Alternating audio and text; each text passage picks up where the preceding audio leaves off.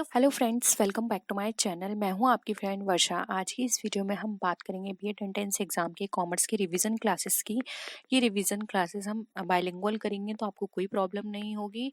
और ये मॉर्निंग में आपको 11 बजे और इवनिंग में आपको 7:30 पे क्लासेस मिलेंगी, तो देखना ना भूलेगा। ये सारे क्वेश्चंस हम पहले करा चुके हैं। रिवीजन क्लासेस का मतलब होता है हम उन्हीं को आपको रिवाइज कराएंगे, जिससे कि आपको वो सारे कॉन्सेप्ट फिर से क्लियर हो जाए अगर आप भूल गए हैं तो। और इससे आपको एक कॉन्फिडेंस भी बनेगा कि हाँ, ये क्वेश्चंस आपने पहले कर रखे हैं, ये सारे आपको आते हैं। तो रिवीजन क्लासेस हम ये करेंगे। और इसके अलावा कोई और भी आपकी क्वेरी लगती है तो आप ज़रूर बताइएगा। और आप मुझे मेरे चैनल पे फॉलो कर सकते हैं, आप मुझे सोशल मीडिया पे भी फॉलो कर सकते हैं और अपनी क्वेरी को वहाँ भी पूछ सकते हैं। तो चलिए वीडियो को स्टार्ट करते हैं। फर्स्ट क्वेश्चन है, profit prior to incorporation can be used. अब जो प्रॉफिट प्रायर टू इनकॉर्पोरेशन है वो कहाँ कहाँ यूज किया जाता है, हमें ये बताना है। ऑप्शंस हैं to writing off goodwill, in completing the capital losses, both A and B, और नन ऑफ द अबव। तो देखिए, जो प्रॉफिट प्रायर टू इनकॉर्पोरेशन होता है, ये हमारा जो भी प्रॉफिट्स होते हैं इनकॉर्पोरेशन के समय, वहाँ पर उनसे हम अपनी गुडविल को राइट ऑफ कर सकते हैं, अपने कैपिटल लॉसेस को राइट ऑफ कर सकते हैं, और साथ ही साथ जो भी हमारे प्रिलिमिनरी एक्सपेंसेस होते हैं हम उनको राइट ऑफ कर सकते हैं। तो देखिए, इसके अकॉर्डिंग हमारा जो ऑप्शन 1 है, to writing off goodwill, and second option is in completing the capital losses, ये दोनों ही करेक्ट हैं। हम अपने incorporation profit prior to incorporation जो होता है, हम उससे अपने ये चीजें राइट ऑफ कर सकते हैं। ठीक है, तो option C, both A and B, हमारा राइट आंसर हो जाएगा।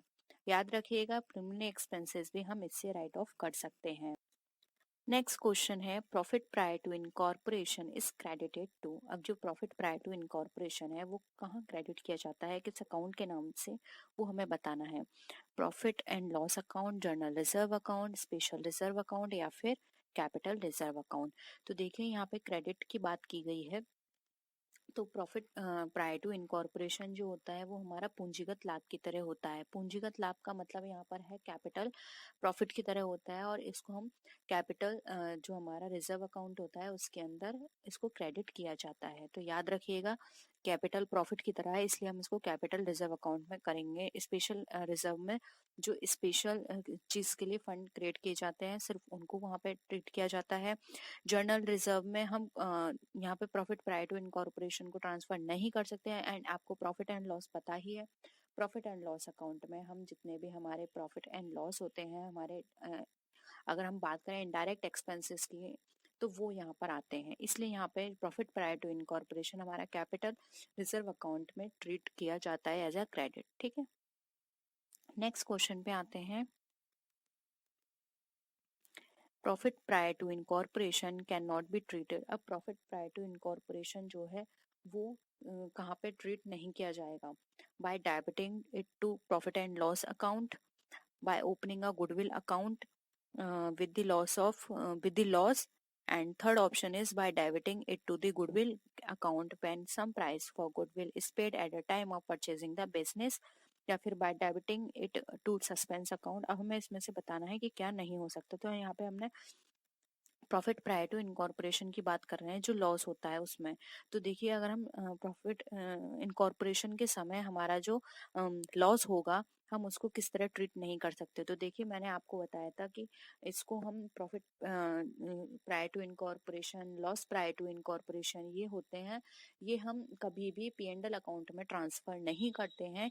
इनको हम हमेशा जो भी इनसे रिलेटेड अकाउंट्स हैं, जैसे कि राइट ऑफ के लिए हम गुडविल अकाउंट यूज करते हैं, प्रिलिमिनरी एक्सपेंसेस, कैपिटल अकाउंट, ये सारे अकाउंट हम यहाँ पर यूज करते हैं। सस्पेंस अकाउंट हो गया, इनमें हम डेबिट कर सकते हैं, लेकिन हम इसको प्रॉफिट एंड लॉस अकाउंट से ट्रीट नहीं कर सकते हैं। इसलिए यहाँ पे यही पूछा गया है कि किससे नहीं कर सकते हैं।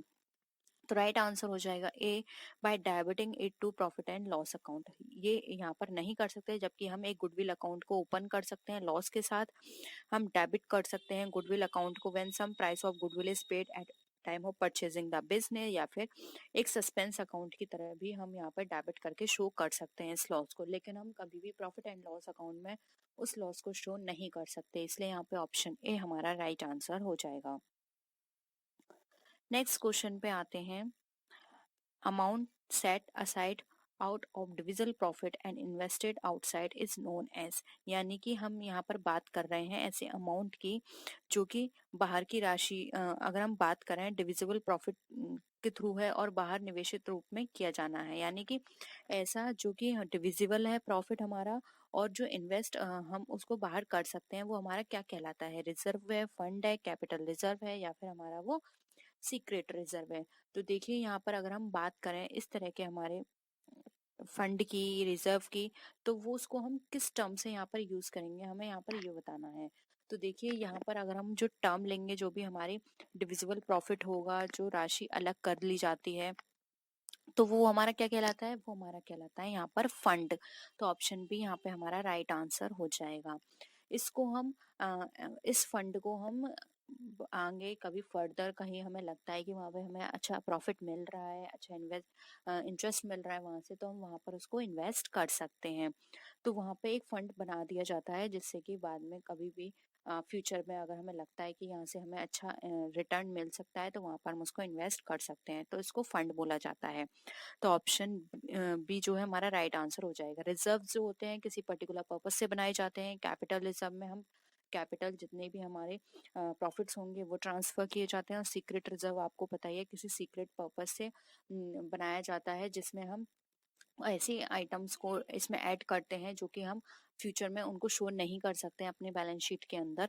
तो वो सारी चीजें हमारी सीक्रेट रिजर्व के अंदर ट्रांसफर की जाती हैं। ठीक है, नेक्स्ट आते हैं, in holding companies dividend received out of profit of the subsidiary company must be। अब होल्डिंग कंपनी की बात करें, इन होल्डिंग कंपनी डिविडेंड हमारे रिसीव हुआ है out of profit of subsidiary company, यानी जो सब्सिडरी कंपनी का जो प्रॉफिट है उससे डिविडेंड रिसीव हुआ है होल्डिंग कंपनी में, तो वो उसको किस तरह से ट्रीट किया जाएगा। देखिए, डेबिटेड टू इन्वेस्टमेंट अकाउंट, यानी कि डेबिट किया जाएगा इन्वेस्टमेंट अकाउंट में। Credited to investment account, debited to revenue account, या फिर क्रेडिटेड टू रेवेन्यू अकाउंट। तो देखिए यहाँ पे होल्डिंग कंपनी के डिविडेंड रिसीव किया है उससे सब्सिडरी कंपनी के प्रॉफिट से, तो यहाँ पे जो भी हमारी कंपनी होगी, होल्डिंग कंपनी की जो सहायक कंपनी है, उससे इस तरह की अगर उसको उसके प्रॉफिट से उसको कोई पार्ट मिलता है, तो वो यहाँ पर हमारा एज अ क्रेडिट किया जाएगा रेवेन्यू अकाउंट के अंदर। तो ऑप्शन डी हमारा यहाँ पे राइट आंसर हो जाएगा, क्रेडिटेड टू रेवेन्यू अकाउंट।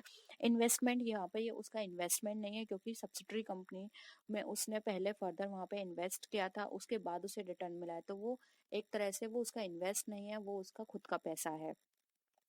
ऐसे ही ना ही क्रेडिटेड करेंगे ना ही डेबिट करेंगे, ये उसको क्या करेंगे, क्रेडिट कर देंगे रेवेन्यू अकाउंट, क्योंकि वहां से उसको वो रेवेन्यू जनरेट हुआ है। ठीक है, तो ऑप्शन डी यहाँ पे हमारा राइट आंसर हो जाएगा। नेक्स्ट क्वेश्चन पे आते हैं।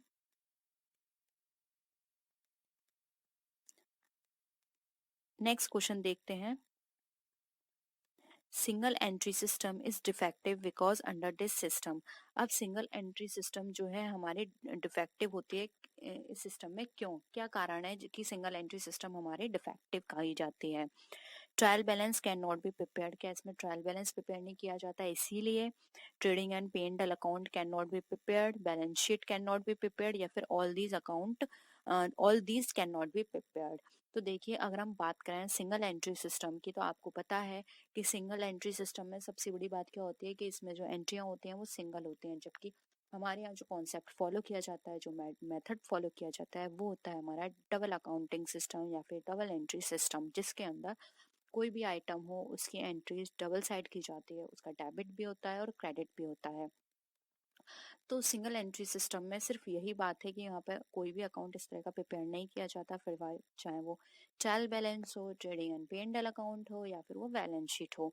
इसी कारण से यहाँ पर ये हमारे डिफेक्टिव मानी जाती है। तो ऑल ऑफ दीज हमारा राइट आंसर हो जाएगा। ये अकाउंट प्रिपेयर नहीं किए जाते हैं, इसी कारण हमारे सिंगल एंट्री सिस्टम को डिफेक्टिव सिस्टम कहा जाता है। ठीक है, तो आई होप यहाँ तक आपको सारी चीजें क्लियर हैं। नेक्स्ट क्वेश्चन पे आते हैं। Del credere commission is paid to the agent for.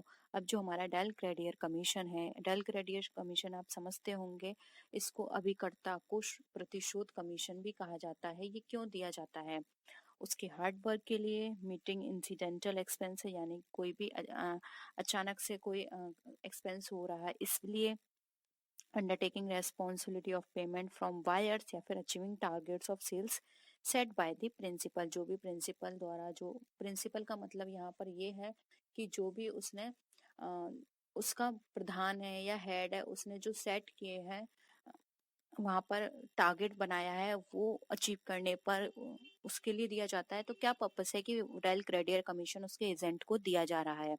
तो देखिए अगर हम डेल क्रेडियर कमीशन की बात करें तो डेल क्रेडियर कमीशन में ये इसलिए दिया जाता है कि जो भी रेस्पॉन्सिबिलिटीज हैं वो उसको ले ले, इसलिए डेल क्रेडियर कमीशन उसके एजेंट को दिया जाता है। तो यहाँ पे ऑप्शन सी हमारा राइट आंसर हो जाएगा, undertaking responsibility of payment from buyers. अब बायर से पेमेंट की पूरी रेस्पॉन्सिबिलिटी यहाँ पे एजेंट की है कि पेमेंट टाइमली आ रहा है या नहीं, ये सिर्फ एजेंट को देखना है। इससे जो भी प्रिंसिपल है या फिर जो हेड है या जो जिसका वो सामान है जिसने उस एजेंट को रखा है उसकी कोई वहां पर रेस्पॉन्सिबिलिटी नहीं होगी, पूरी रेस्पॉन्सिबिलिटी किसके ऊपर आ गई, एजेंट के ऊपर। इसलिए एजेंट को ये एक्स्ट्रा कमीशन दिया जाता है जिसको डेल क्रेडियर कमीशन कहा जाता है। मेन पर्पज इसका यही होता है कि प्रिंसिपल जो है वो इस जो भी रिस्क है उससे बिल्कुल फ्री हो जाए, उसको इस बात की कोई टेंशन ना हो कि पेमेंट टाइमली आ रहा है या नहीं, ये सारा काम देखना फिर एजेंट का काम हो जाएगा। ठीक है, तो यहाँ पे हमारा राइट आंसर क्या हो जाएगा, ऑप्शन सी। ठीक है, आई होप ये भी क्वेश्चन आपको क्लियर है, undertaking responsibility of payment from buyers. ठीक है, नेक्स्ट क्वेश्चन पे आते हैं। When company reserves part of its capital to be called up at the time of winding up, it is known as। अब हमें बताना है कि एक कंपनी है जिसकी जो उसकी कैपिटल है वो उसने वाइंड अप के लिए सुरक्षित करके रखी है कि वाइंड अप में इसका एक पार्ट हम अपनी कैपिटल का तब यूज करेंगे, तो उसको क्या कहेंगे, reserve capital, capital reserve, uncalled capital या फिर सब्सक्राइब्ड कैपिटल। तो देखिए अगर हम कोई भी कंपनी है वो अपने अपनी कैपिटल के कुछ पार्ट को फ्यूचर के लिए रखती है कि वो वाइंडिंग अप पे हमें यूज करना है, तो उसको बोलते हैं हम कैपिटल, रिजर्व कैपिटल। ठीक है, तो ऑप्शन ए यहाँ पे हमारा राइट आंसर हो जाएगा। कैपिटल रिजर्व मैंने आपको बता दिया है, कैपिटल रिजर्व जो होता है वो हमारे जितने भी अगर हम बात करें जो एक्सपेंसेस होते हैं, कैपिटल लॉसेस होते हैं, उनके लिए बनाया जाता है capital reserve. Uncalled up capital हमारा ये हमारे फ्यूचर के लिए ना होके, अनकॉल्ड अप कैपिटल उस कैपिटल को बोलते हैं जो अभी तक हमने मांगी नहीं है, लेकिन इसका ये पर्पस नहीं होता कि हम इसको फ्यूचर के लिए रखेंगे। ठीक है, और सब्सक्राइब कैपिटल वो होती है जिसको हमने सब्सक्राइब कर लिया है। ठीक है, तो यहाँ पे फ्यूचर के लिए जो रखा जाता है वाइंडिंग अप के पर्पस से वो होता है हमारा रिजर्व कैपिटल। तो आई होप ये भी क्वेश्चन आपको क्लियर है, ऑप्शन ए यहाँ पे हमारा राइट आंसर हो जाएगा।